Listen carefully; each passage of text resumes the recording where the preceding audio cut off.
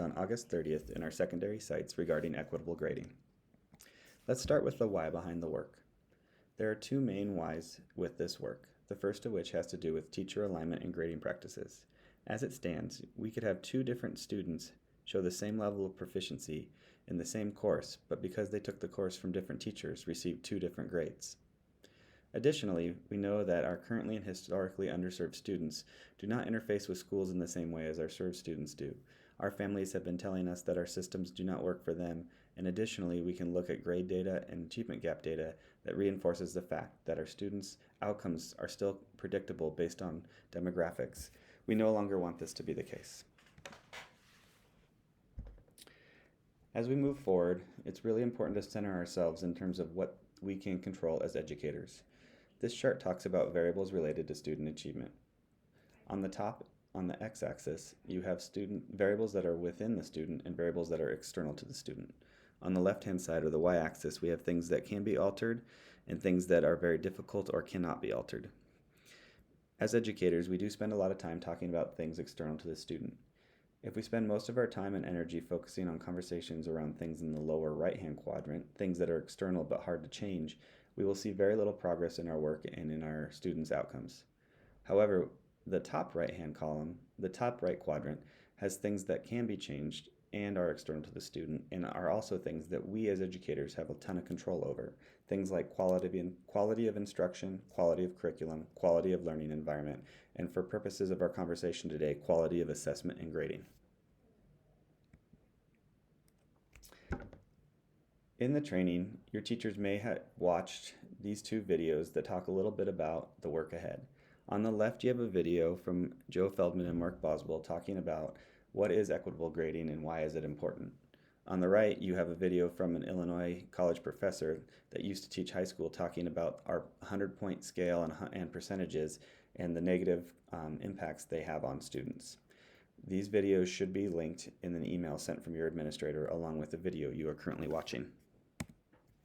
Additionally, a couple of articles that were examined during the training are seen here and also have been passed along to administrators in the email that contained this video.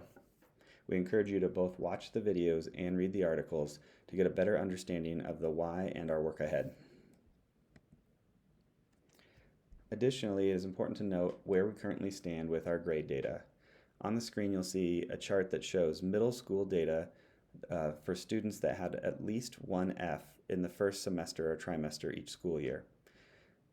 Of note, the 1920 school year is still considered pre-pandemic because the first trimester and semester ended before we were impacted in March. As you can see on the y-axis down the left-hand side, you have different demographics of students. We have all students, current and ever ELL students, students of color, special ed students, free and reduced lunch students, and then we have students who are not in any of the above four rows. So these would be students who do not fit into a historically underserved category. So when you lump the bottom 5 rows together, you get all students, but if you disaggregate students who do not fit into current and ever ELL, students of color, special ed, or free and reduced lunch, you have students that make up the bottom row. So if we take a look at our data, you can see that there is definitely a gap between our students who have historically been served and those who have not. Here is high school data for that same time period with the same first trimester semester lens. For example, last year, only 4% of students who we would consider served that do not make up one of the above 4 rows received at least one F. However, each of the above impacted rows were significantly larger. At the very minimum, special ed had students at a percentage rate at least 3 times higher than the students who would be served. And students who were in ELL or who have ever been in ELL were 5 times more likely to receive at least one F than students who we consider served. As we move forward, some things to think about. Our goal here is not to have 0 F data. While that would be nice, there will always be situations where students receive Fs. What we want to see is that the historically underserved population F data matches that of those that are served. We don't want to see a discrepancy between students who fall into one of those categories and the students who have historically been served. We'd like to see those numbers match each other, meaning that we're reaching all of our students and our systems are reaching all students in the same way. As you looked at this data, just things to think about. What did you notice? Who are our current practices serving best? And when you're thinking about change, which populations of students should we have in mind?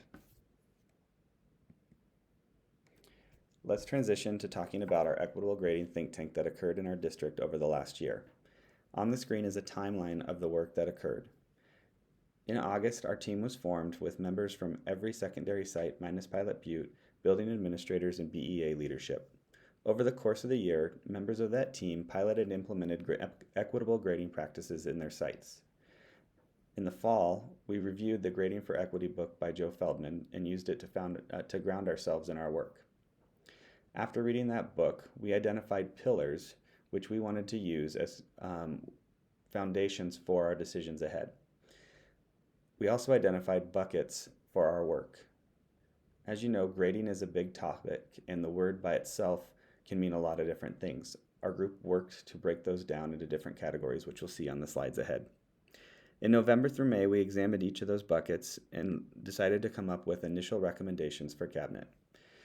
As we move forward, we still have more buckets to examine, and we'll look at those during this school year. The pillars our team decided on were accurate, transparent, bias-resistant, and motivational. These are things that all grades and grading practices should be. When we talk about accurate, grades should represent only the data that accurately represents the student's current performance. Grades should be transparent. It should not be a mystery to know how they receive the grade they receive.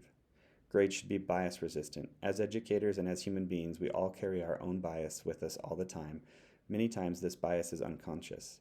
Our grading practices should do whatever they can to combat this and ensure that they are fair for all students.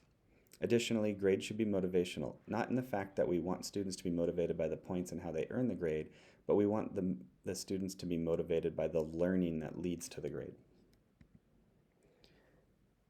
Here's the buckets that the team came up with. There are 9 in total.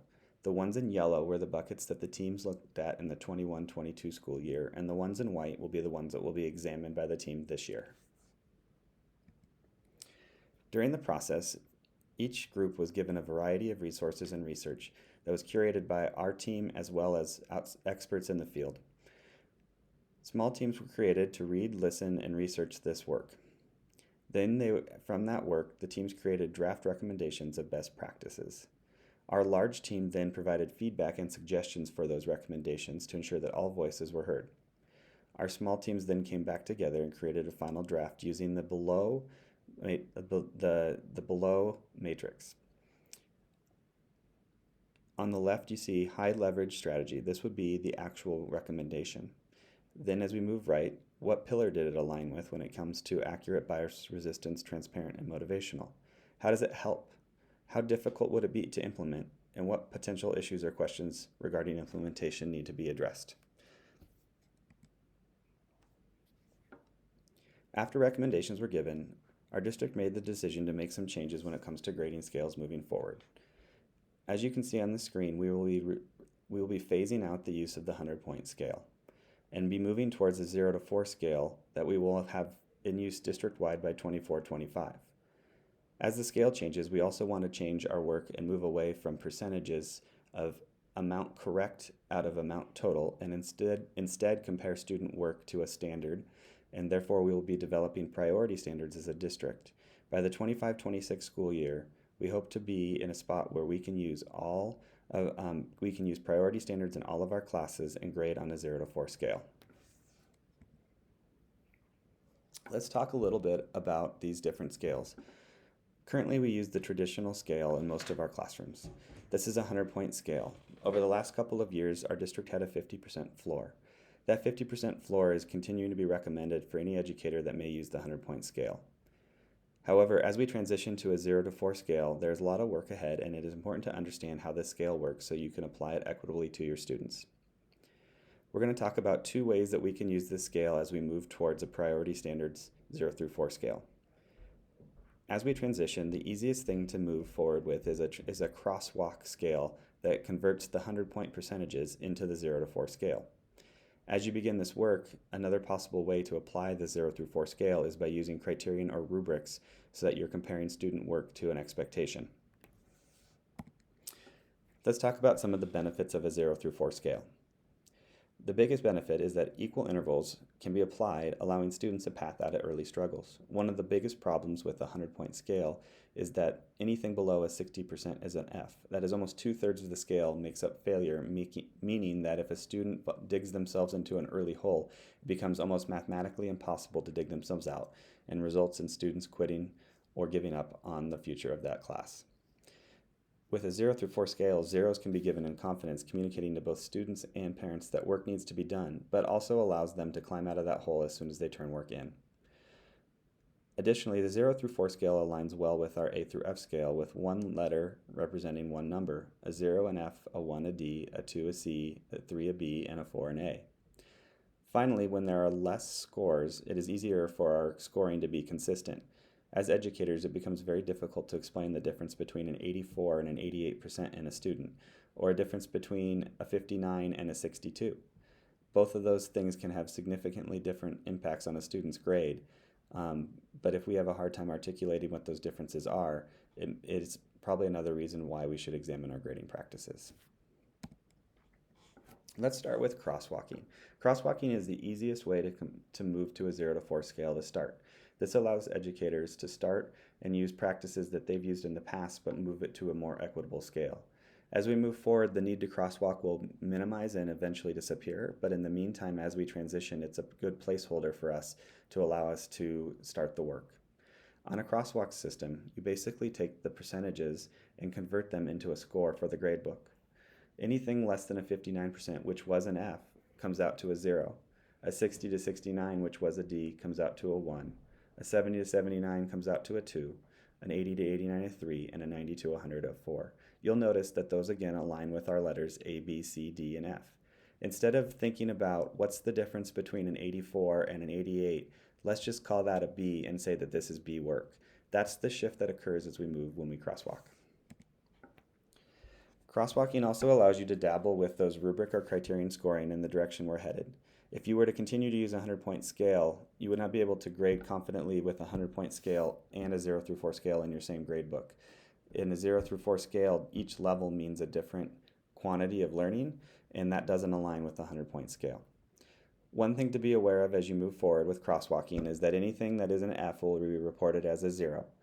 This could create some unique situations where a student who performed very poorly on assessment could receive a 0 even though they turned it in. Things to think about with that as an educator is how do you want to communicate that with your students and your families, and understand that a 0 means an F.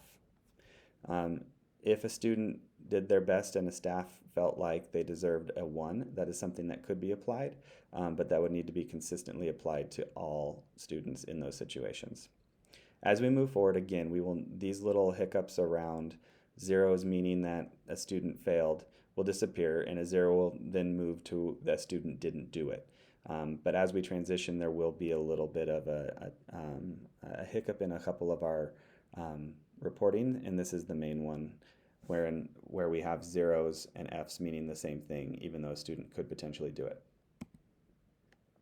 As we move forward, we want to shift towards criteria. Again, this removes all this crosswalk need and focuses on how a student did in comparison to criteria or a standard. So as we move forward, here's the district language for a 0, 1, 2, 3, and 4. Students would turn in work and we'd look at it on a holistic level versus a correct over total number and finding a percent. So if a student turned in work and we looked at the criteria for that work and felt like they were where they needed to be, they would receive a 3. If they had work to do and it was close, they would receive a 2. If they had worked and turned something in, but you could tell that their skill and knowledge base was very far from where they needed to be, they'd receive a 1. And if they didn't turn it in at all, it would be a 0. Here's an example of a rubric that would be general for all classes, all materials. Obviously, as we move forward, these will be more specific and in student-friendly language, but it gives you the idea of how we look at student work and compare it to a standard. Here's a more specific example of a standard with some different language than our district chose, but some of them are the same. This has to do with definitions and notation in math, and you can see as you move down the scale, students' performance increases. We would then give the student a 0, 1, 2, 3, or 4 based on their work. Here's how those 0 through 4s come out in the gradebook for our middle school scale. As you can see at the bottom, we have 0 to 4 split into A, B, C, D, and F. Our scores are averaged and a decimal is calculated. Looking at the scale, you'll see that each individual letter is about 0.8 different from the next one. This is an equal interval scale and guarantees that the F is not 2/3 of the scale. It is equal between an F, a D, a C, a B, and an A. At the high school level, many of our schools still use pluses and minuses on the report card. We've taken those exact same scales that were on the middle school group and split them out even further to account for A plus, A minus, B plus, B minus, C plus, C minus, D plus, and D minus. It is important to note that averaging has its own issues when it comes to equitable practices. We want our grades to represent what a student knows and can do by the end of a course and not be weighed down by where they started. So as we move forward, we'll be examining ways to account for that. In the meantime, as we begin this transition, we will still use averages, but at least it will be on a more equitable scale. Many of you may have heard the term standards-based grading. This is where we compare student work to state standards and use priority standards to report out to parents and students their learning.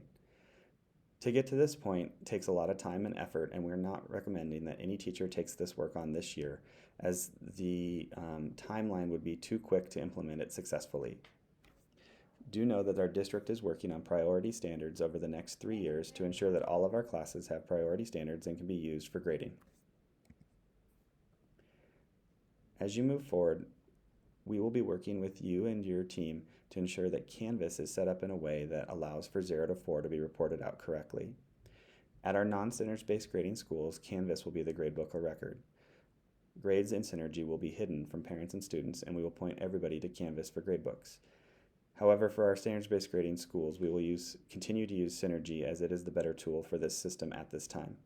We continue to look at our relationship with Canvas to find ways to use them as we move forward in our work with grading practices. We hope this has helped you catch up if you missed our training on August 30th. If you have any questions, please reach out to your building administrator. Thank you so much.